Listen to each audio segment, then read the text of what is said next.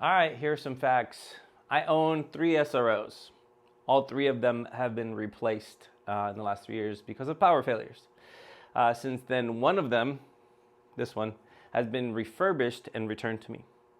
The first one took 6 weeks to return in July of 2020. The second one took 5 weeks to return in July of 22. And the third one took 2.5 months. That was just this year in March. The fourth one, same month, took 2 more weeks in March of this year. More on that later. At one point this year, I was down to 1 of 3 working SROs. In March, someone from the repair department responded that they would resolve the over 2 months delay in the SRO being repaired or replaced, and that they would expedite what was happening with number 4. The same agent told me that Trijicon is aware of power failures in the SRO and that they had a fix for it. All right. Supposedly, the bottom panel is supposed to be pinned, like this one is. You see the silver pins, and no longer glued like this one that is glued and has no pins. Unit number 4 that was refurbished was returned to me glued, no pins. I reached back out to them to make them aware of the issue, no response.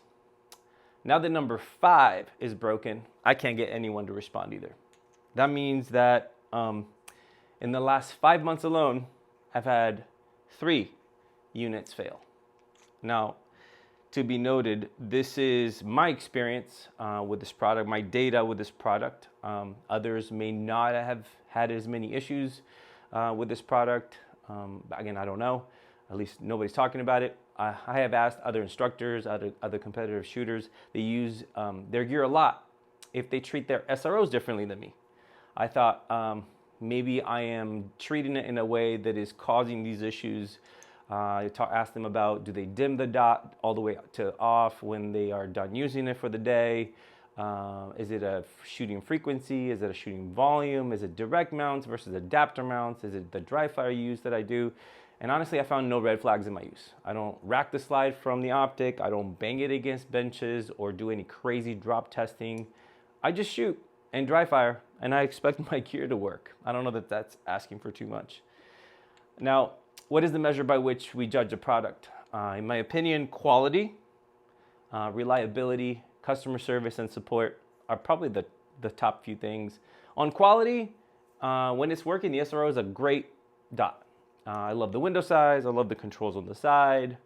I love the battery placement, all that stuff. It's great.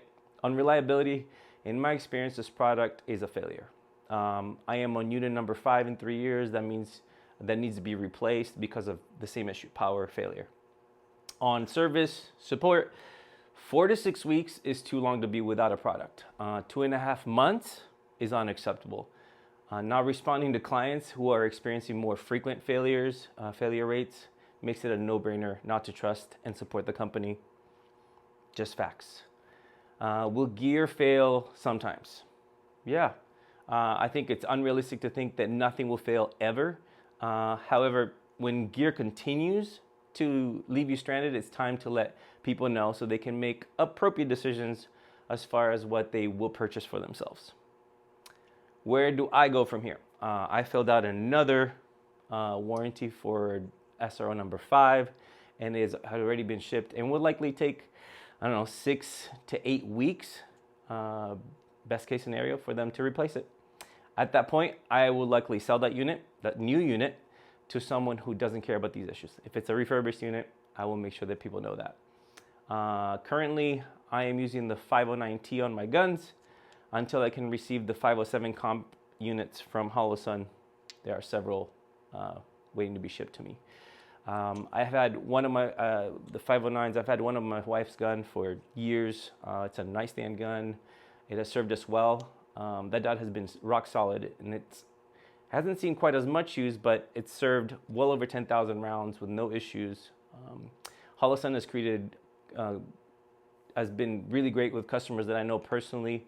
And 3 years ago, my first SRO went down. Holosun, not Trijicon, through an instructor online group, learned that I had this issue, and they stepped in and sent me a new dot, a new Holosun dot, while I waited for the SRO replacement. Back then, the window size of the Holosuns was not as large as I would have liked, so I stuck with the SRO. And over the last 3 years, Holosun has made some great products and is releasing more. So I would likely be in that camp for the foreseeable future. This video is intended to share my experience with this product. I know lots of people have been asking questions. If you are loving your SRO and you've had no issues, that's awesome. Stay with it. Great way to go. I have recommended the SRO for years, but I can't in good conscience continue to recommend it. And tons of people ask me for my opinion on things, and I think it's important that I share truthfully what's going on. So the next time you see me on the range or in class or in a video and you're seeing the SRO fade and phase out, and you're seeing more of the Holosun products on my guns, it's because that's the direction I'm moving. No, Holosun didn't pay me for this. No, Holosun doesn't pay me for anything, right? It's just my personal experience. I'm sharing it with you because I would want the same from somebody I trust and I take advice from, to share responsibly with the information that they have. So again, if you're loving the SRO, by all means go to town. If you're considering buying an SRO, take into consideration my experience, maybe other people's experience, and make your decision accordingly. All right, take care.